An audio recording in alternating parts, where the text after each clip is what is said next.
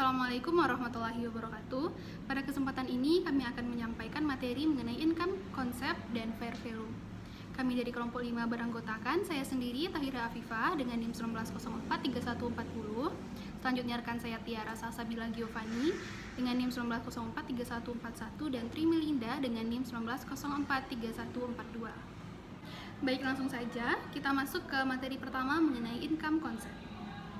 Laba dalam istilah keuangan adalah ringkasan hasil neto dari operasi bisnis selama periode waktu tertentu. Laba merupakan bagian dari informasi perusahaan yang paling banyak diminta oleh pasar keuangan dan merupakan tujuan utama laporan laba rugi. Secara konseptual, laba bertujuan untuk memberikan pengukuran pada perusahaan mengenai kekayaan pemegang saham atau stakeholder dalam satu periode dan estimasi profitabilitas bisnis saat ini, yaitu sejauh mana bisnis dapat menutupi biaya operasi dan memperoleh imbal hasil untuk para pemegang sahamnya. Dalam kata lain, laba juga disebut sebagai profit atau earnings. Selanjutnya, konsep laba dalam ekonomi. Laba ekonomi atau economic income biasanya ditentukan dengan arus kas selama periode yang bersangkutan ditambah perubahan nilai sekarang dari arus kas masa depan yang diharapkan. Biasanya ditujukan dengan perubahan dari nilai aset neto bisnis. Komponen labanya mencakup komponen yang terrealisasi dan yang belum terrealisasi atau keuntungan rugi kepemilikan. Laba ekonomik terdiri dari dua, yaitu laba permanen dan laba operasi. Laba permanen disebut juga dengan laba berkelanjutan atau sustainable income atau laba berulang. Merupakan rata-rata laba stabil yang diharapkan dapat diperoleh selama masa bisnis dengan kondisi bisnis saat ini. Laba operasi atau operating income merupakan konsep alternatif yang lain, yaitu laba yang mengacu pada laba yang timbul dari aktivitas operasi perusahaan. Dikenal dengan net operating profit after tax. Tidak memasukkan semua beban yang timbul dari aktivitas pendanaan perusahaan, misalnya treasury, seperti beban bunga dan laba investasi. Selanjutnya kita masuk ke konsep laba akuntansi atau accounting income. Accounting income atau laba dilaporkan didasarkan pada konsep akuntansi accrual. Laba akuntansi mengalami masalah pengukuran sehingga mengurangi kemampuan laba akuntansi dalam mencerminkan realitas ekonomi. Tugas utama dalam analisis laporan keuangan adalah menyesuaikan laba akuntansi agar dapat mencerminkan konsep ekonomi alternatif atas laba. Terdapat dua kondisi pengakuan pendapatan atau laba. Yang pertama yaitu direalisasi atau dapat direalisasi, dan yang kedua yaitu diterima. Selanjutnya kita akan membandingkan antara laba akuntansi dan laba ekonomik. Yang pertama, laba akuntansi. Laba akuntansi merupakan produk lingkungan pelaporan keuangan yang melibatkan standar akuntansi, mekanisme pelaksanaan, dan inisiatif manajer. Laba akuntansi adalah keuntungan atau kerugian bersih selama satu periode sebelum dikurangi beban pajak yang dihitung berdasarkan prinsip akuntansi yang berlaku.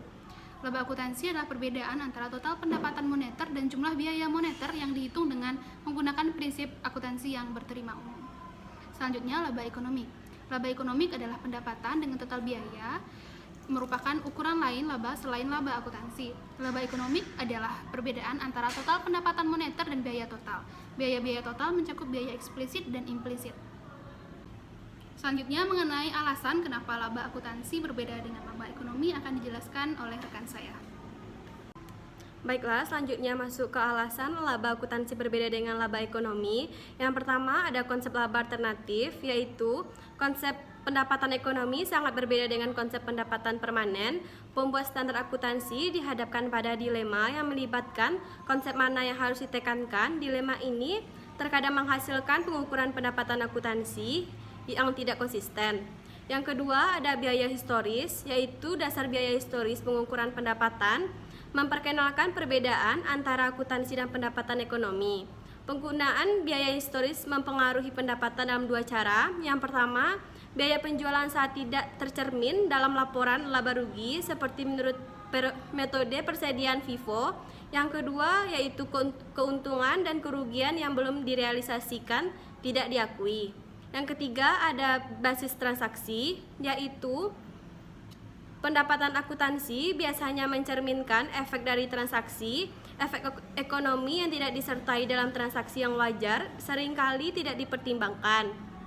Yang keempat ada konservatisme, yaitu konservatisme menghasilkan pengakuan peristiwa penurunan pendapatan dengan segera bahkan jika tidak ada transaksi untuk mendukungnya. Yang keempat ada manajemen laba, yaitu manajemen laba menyebabkan distorsi laba akuntansi yang tidak ada hubungannya dengan realitas ekonomi.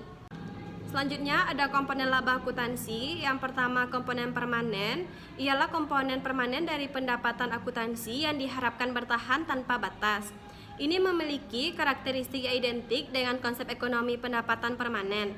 Yang kedua ada komponen sementara, yaitu komponen sementara atau tidak berulang dari laba akuntansi tidak diharapkan untuk terulang. Yang ketiga ada komponen sementara, yaitu nilai komponen tidak relevan. Komponen nilai yang tidak relevan tidak memiliki konten ekonomi. Mereka adalah distorsi akuntansi. Mereka muncul dari ketidaksempurnaan dalam akuntansi. Komponen nilai yang tidak relevan memiliki pengaruh nol terhadap nilai perusahaan. Selanjutnya masuk kepada implikasi analisis. Menyesuaikan pendapatan akuntansi merupakan tugas penting dalam analisis keuangan. Sebelum melakukan penyesuaian, perlu untuk menentukan tujuan analisis tersebut. Secara khusus, penting untuk menentukan apakah tujuannya adalah menentukan pendapatan ekonomi atau pendapatan permanen perusahaan. Penentuan ini sangat penting karena pendapatan ekonomi dan pendapatan permanen berbeda dalam sifat dan tujuannya. Dan oleh karena itu, penyesuaian yang diperlukan untuk menentukan setiap ukuran dapat berbeda secara substansial. Yang pertama ada penyesuaian laba permanen, yaitu menentukan pendapatan permanen perusahaan adalah mencari utama dalam analisis. Untuk tujuan ini, seorang analis harus terlebih dahulu menentukan komponen permanen atau berulang dari pendapatan akuntansi periode berjalan dengan mengidentifikasi dan secara tepat mengecualikan atau menghaluskan komponen pendapatan akuntansi sementara. Yang kedua, ada penyesuaian laba ekonomi. Untuk menyesuaikan pendapatan akuntansi untuk menentukan pendapatan ekonomi, kita perlu mengadopsi pendekatan inklusif, di mana kita memasukkan semua komponen pendapatan, baik berulang atau tidak berulang.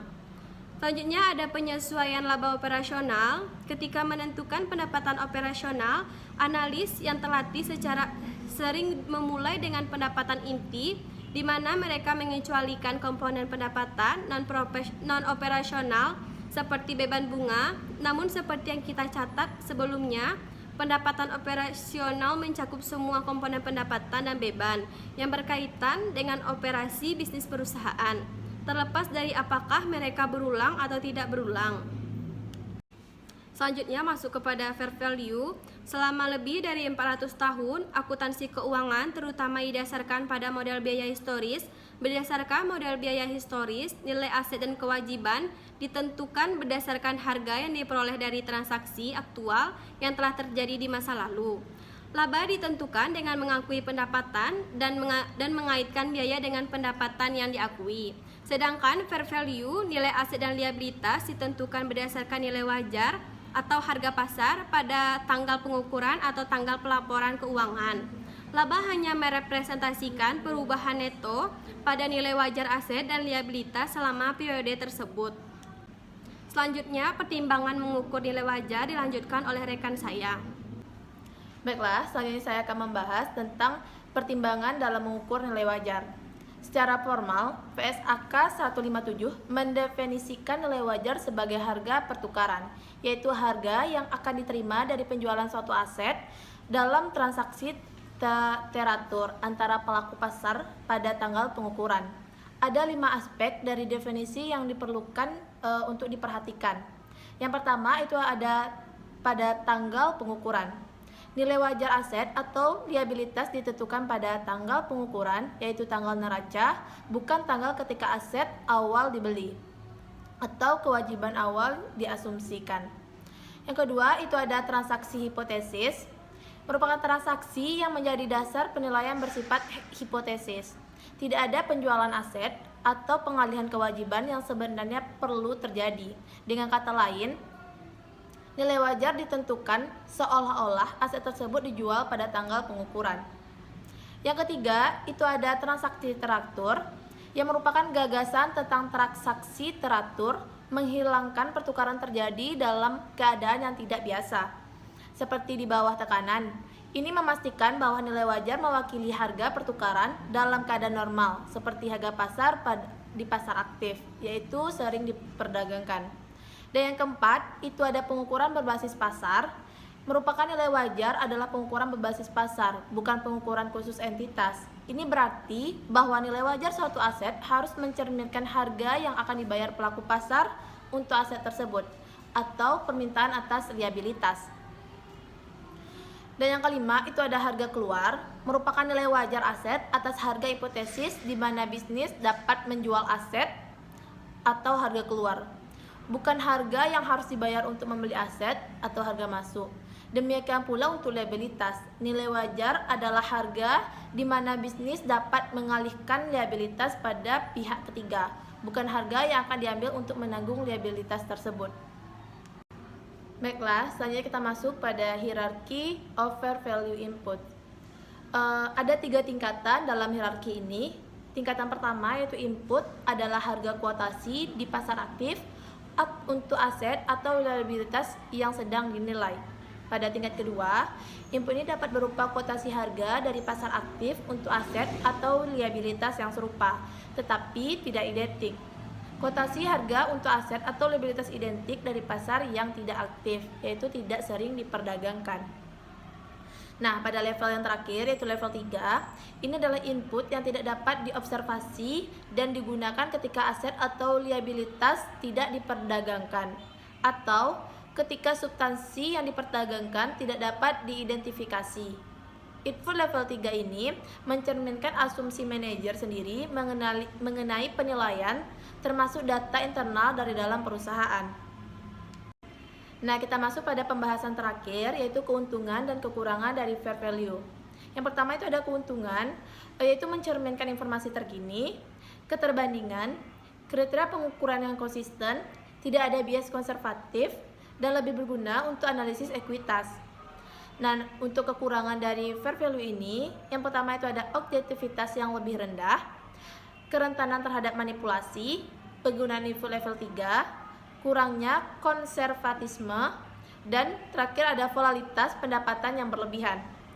Nah, itulah pembahasan dari materi pertemuan kita kali ini. Sekian dari kelompok kami. Assalamualaikum warahmatullahi wabarakatuh.